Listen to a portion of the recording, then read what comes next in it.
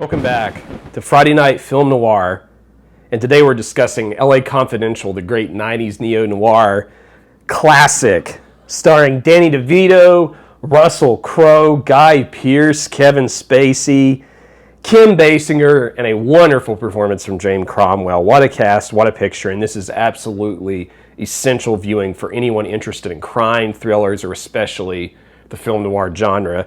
And right away, we have a Goodfellas-esque opening with Danny DeVito coming in, reporting from the Hush Hush magazine, very thematic to the rest of the hushing and that's going on behind the scenes there, but there's lots of good upbeat music, like I said, similar to Goodfellas and Scorsese's picture there, and his sarcasm and biting satire. I mean, this is great commentary, not only of the 1950s in the setting of the picture, but America in general. And it's so engaging and thrilling and cinematic. And if anything in this movie, the one holdup I have is, man, I would have loved to have seen more Danny DeVito, but what a small criticism that is. And, you know, within the first few minutes, we have some cops celebrating at Christmas, even though we've been told that there's plenty of miss and wrong in this city of angels, but they're celebrating at Christmas, and right away they're beating up prisoners. There's a huge fight. There's some ramifications within the department. This is going to be a very corrupt, dark, dirty world of policing, and you're going to see that theme go throughout. And Danny DeVito does talk about the city of angels and how not all is as it seems. And the movie Wings of Desire by Wim Wenders, this movie lives rent-free in my head all the time. It's my favorite movie from my birthday year of 87. And I kept thinking about, okay, here's a movie, a masterful black and white, stellar piece of cinematography where the angels hover above, and one of them looks down and wants to become human, to be with the woman of his dreams in this picture, right? And I'm hearing about this city of angels that Danny DeVito is describing in this whole plot in this dirty, filthy city of noir happenings. And I love that the movie's themes worked well enough that I was able just instinctively in my little movie brain here to contrast that with something like this. It says a lot about how well the themes are established in this picture. And each of these cast members really does a good job with the screen time they're given, with fleshing out kind of archetypal personalities. I mean, Russell Crowe isn't supposed to be much more than an enforcer for the police department. He's supposed to grunt, huff, pop. He gets a lot out of that. And you feel genuine empathy and sympathy for him, probably more than anyone else in the whole cast. Of course, you think about Kevin Spacey in this. He plays that sort of rat, nosy, noisy pipsqueak to the press. Danny DeVito playing the press there, and that kind of offhanded commentary about the paparazzi, but that's a perfect role for him.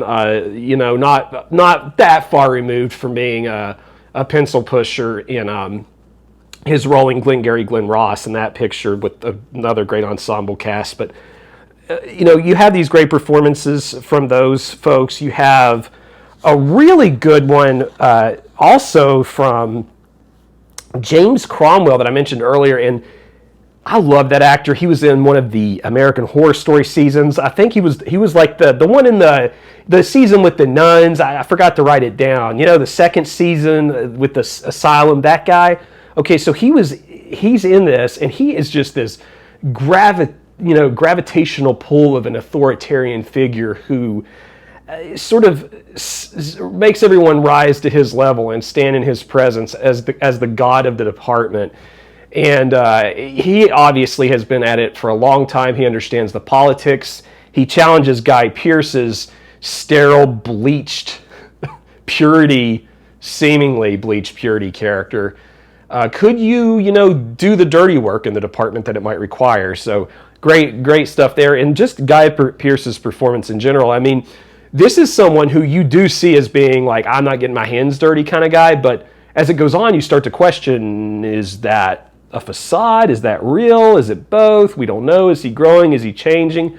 It does a good job with that part of a commentary on that part of policing. I think for the most part, for the time period it does.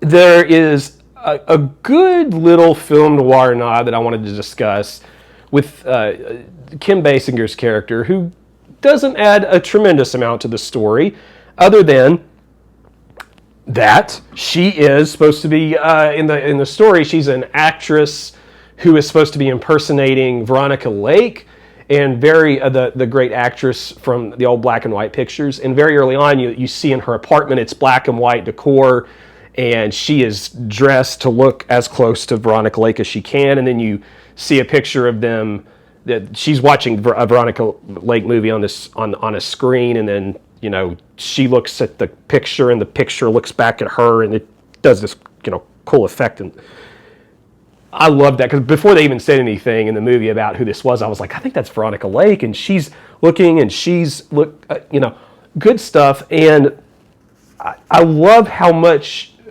passion this movie has for its roots in the genre, and for something that comes out so explosive and funny and a little bit less maybe hard-boiled than something like, I'm thinking like In a Lonely Place.